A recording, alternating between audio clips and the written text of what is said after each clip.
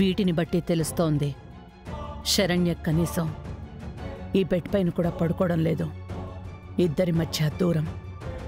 ఒకే గదిలో ఉన్నా ఒంటరిగా ఎవరికి వాళ్ళు బతికేస్తున్నారు. ఇది కరెక్ట్ కాదు. వీళ్ళు ఇలాగే ఉన్నా కూడా చూస్తూ నేను ఊరుకోవడం అస్సలు కరెక్ట్ కాదు.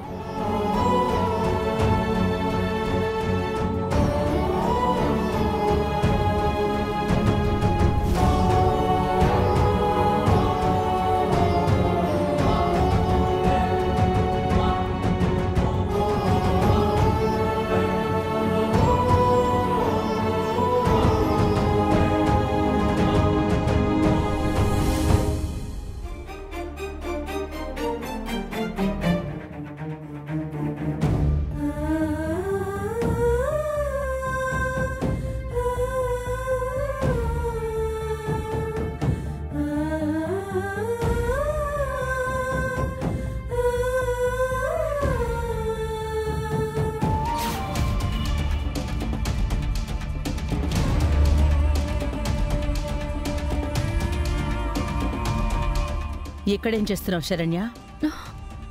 అత్తయ్య, అది ఈ సోఫా కింద చెత్త అంతా పడిపోయి ఉంటేను శుభ్రం చేస్తున్నాను. కాఫీ ఇమ్మంటారా? క్లారిటీ ఇవ్వు. దేనికి అత్తయ్య గారు? ఎందుకు అలా ఉన్నావు? అది అత్తయ్య గారు, రాత్రి నిద్రపోలేదా?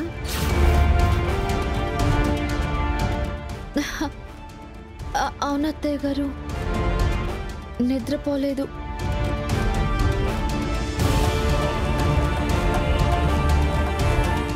సమస్య ఏంటి?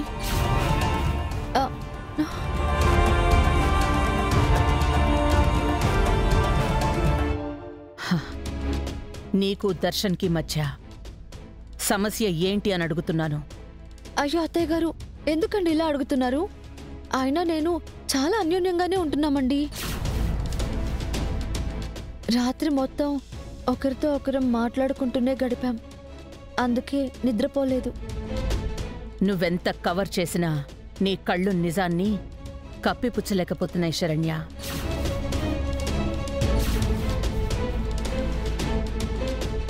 మీ మధ్య మనస్పర్ధలు ఉన్నాయి అని నీ మాటల ద్వారానే నేను తెలుసుకోక్కర్లేదు.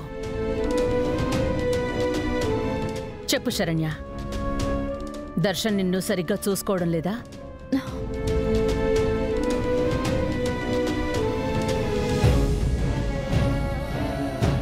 ఏ విషయం మీదనైనా మీ ఇద్దరి మధ్య గొడవ జరిగిందా? ఏంటో చెప్పు శరణ్య. నా దగ్గర నువ్వు నిజం దాచొద్దు. అత్తయ్య గారు, ప్లీజ్, నేను అబద్ధం చెప్పడం లేదు. నా మాట దయచేసి నమ్మండి.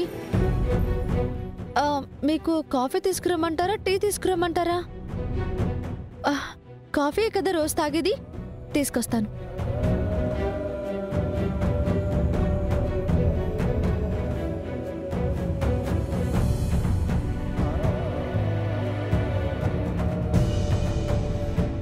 నమ్మే పరిస్థితి దాటిపోయింది శరణ్య. ఇంకా మీ మధ్య దూరం పెరగనివ్వను. మిమ్మల్ని ఒకటి చేయడమే నా లక్ష్యం. చెప్పరా మనోజ్. రోహిత్, అర్జెంటుగా ఒకసారి సింహాచలం అన్న దగ్గరికి రారా. ఏంట్రా, ఏదైనా ప్రాబ్లమా? ఫోన్లో కాదు, నువ్వు ముందు ఇక్కడికి రారా, నేను అన్ని క్లియర్గా చెప్తాను. ఏంటి, వీడేదో పెద్ద ప్రాబ్లంలో ఉన్నట్టున్నాడే. సరేరా, వస్తున్నా. ఓకేరా.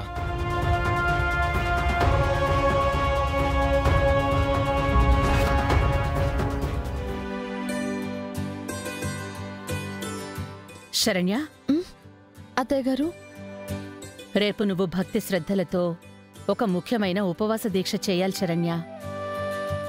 ఉపవాస దీక్ష? అవునమ్మా. నీ భర్త ఆయురారోగ్యాలతో పాటు నీ కాపురం కలకాలం బాగుండడం కోసం చేసే ప్రత్యేక దీక్షమ్మ ఇది. నువ్వే కాదు, కొత్తగా పెళ్లైన ప్రతి ఆడపిల్ల ఈ దీక్ష చేయడం వల్ల ఖచ్చితంగా దైవానుగ్రహాన్ని పొందుతుంది. అవునా? అలాగే అత్తయ్య గారు. నా మాంగళ్యం, ఆయన ఆరోగ్యం ఎప్పుడూ చల్లగా ఉండాలి. వారి కోసం దీక్ష ఎంత కఠినమైనా నేను త్రికరణ శుద్ధితో ఆచరిస్తాను అత్తయ్య గారు. చెప్పండి. తెల్లవారుజామునే మడి స్నానం చేసి ఆ అమ్మవారికి ఉపాసన చేసుకుంటూ దీక్షని ఆరంభించాలి. ఆ దీక్షలో అడ్డంకులు దూరం చేయమని ఆ అమ్మవారిని స్తుతిస్తూ సాయంత్రం వరకు పచ్చి గంగనైనా స్వీకరించకుండా దీక్ష చేయాలి. సాయంత్రం సూర్యాస్తమయం ముగుస్తున్న తొలి ఘడియలోనే నీ భర్త చేత పెట్టిన భోజనంతో ఈ దీక్షని పూర్తి చేయాలి. అప్పుడు ఆ అమ్మ మీ ఇద్దరినీ ఆశీర్వదిస్తుంది. అలాగే అత్తయ్య గారు, మీరు చెప్పినట్టే చేస్తాను. ఇదిగో పూజగది తాళాలు.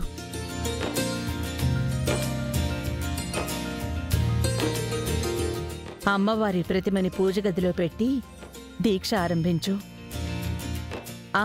తాళాల జాగ్రత్త. మ్.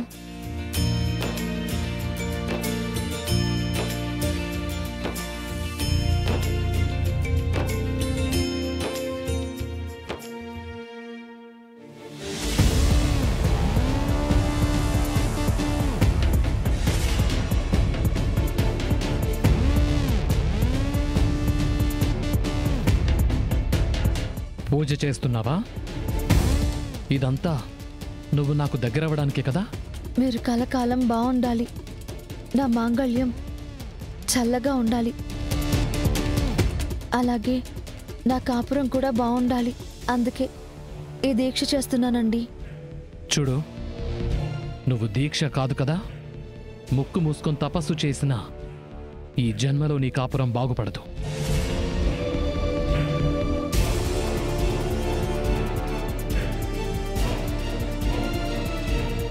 నేను నీకెప్పటికీ దగ్గర కాను, గుర్తుపెట్టుకో.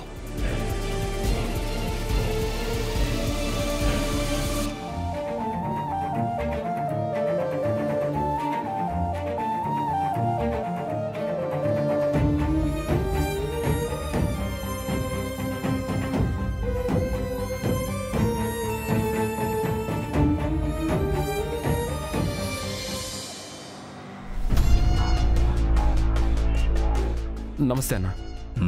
మనోజ్, ఏంట్రా, ఏమైంది? ఏమైనా ప్రాబ్లమా?